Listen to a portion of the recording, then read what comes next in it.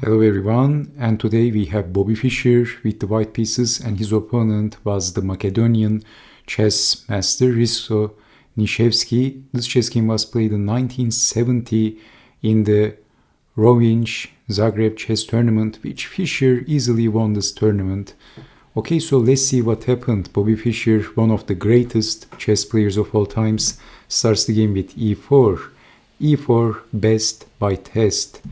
e6, d4, c5, and the game started with the French defense, but the game is transposing to the Sicilian defense Khan variation, also known as the Polsen variation. Knight to c3, queen to c7, g3, so developing the pieces, and then castling, pushing the pawn, and then developing the bishop, exchanging the knights, and b3, bishop to e7, and Black is preparing to castling in this position, but Fischer played a straight jab. All of the sudden, a very nice pawn push, which breaks free the position and creates potential weakness for Black. After d takes on e5, because what else? If moving the knight at the end of the day, White can simply capture the d pawn, and you can see that the c pawn and the a pawn is going to be a weakness for Black, but in this case, Black captures the pawn. Fischer is temporarily sacrificing a pawn, but he is building up the pressure. We can see that Black's e and c pawns are weak and isolated, and also the a pawn is a weakness. Nicevski had to deal with this in this chess game, so he castled queen to e2, knight to d5. Okay, exchanging and fixing the pawn structure, but still the a pawn is a weakness, so is the c pawn, and Bobby Fischer simply chops the e pawn and getting back the material. And in this position, Black has to be very careful, and he played bishop to d6 because a simple move, something like queen to d8, would be a blunder. Can you see the next move for White? Okay, bishop takes on g7, so what else? After king takes on g7, simply capturing the bishop, and White is winning. If bishop to e6, then simply rook to b7, and White is much better. So all of the sudden, we can say that Black has to be very careful in this position. Black's position looks shaky. So bishop to d6, and then exchanging the pieces, and here comes another very exciting move by Bobby Fischer. c4, another straight jab, pawn push that can dangerously open Black's position.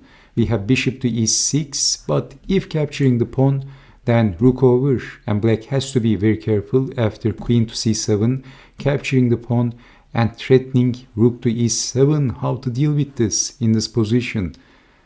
So you can see that Black's position can collapse very easily.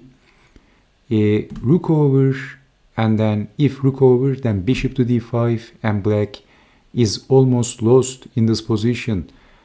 And if something like defending with the other rook, then simply chopping the pawn off, and White is winning, with also creating a passed pawn. So after c4, Black didn't capture it, cementing the position as much as it is possible against one of the greatest chess players of all times, or maybe the greatest.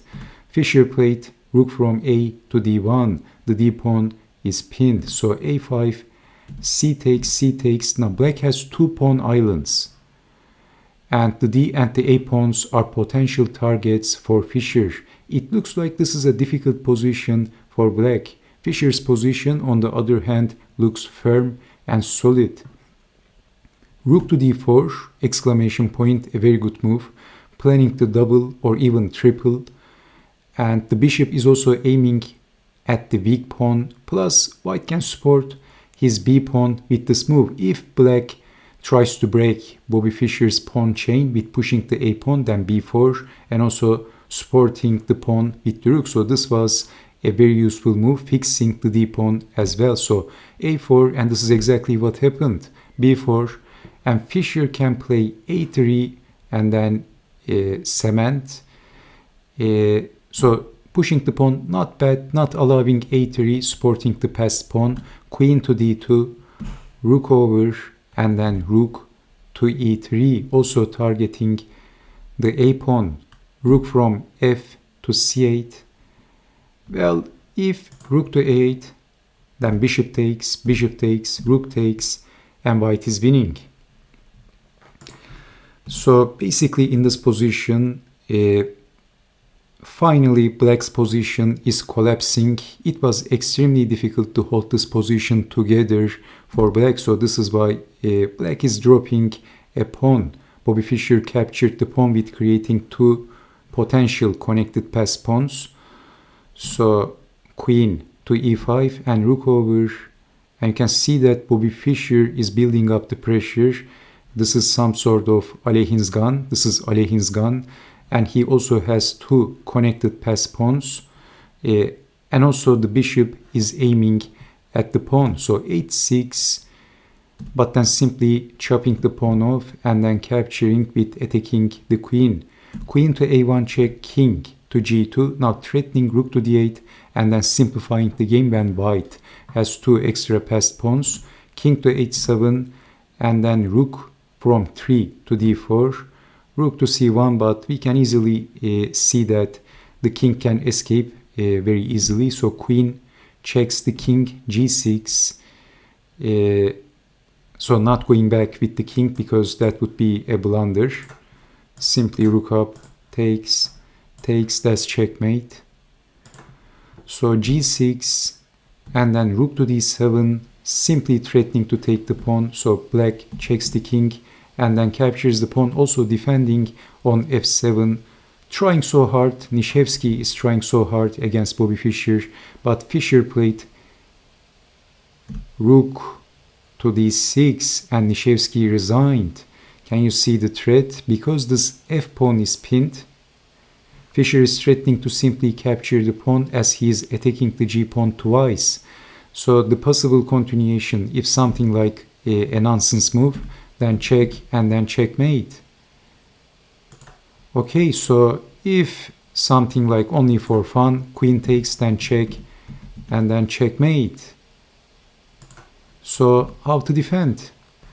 If the obvious defensive move, this is also not going to work either, but this is prolonging the game. Rook to f6, rook to g7, defending the f pawn, and then b5. Now white can easily push this pawn, and this passed pawn can't be stopped actually that easily. For example, black didn't want to fight this losing battle, so he could try his chances, but against Bobby Fischer he has no chances. So pushing the pawn, exchanging, and then rook up, and everything is falling apart. If king goes back defending the f pawn, then white is going to promote the queen, and in this position if something else, then simply there you go, rook takes on f7 and white is 2 pawns up. So this is why Nicevski decided to resign after Fischer played rook from 4 to d6. So this was basically a losing battle for black. Okay, so thank you so much for watching, and I hope to see you next time with more Bobby Fischer chess games in these days. So take care and bye bye.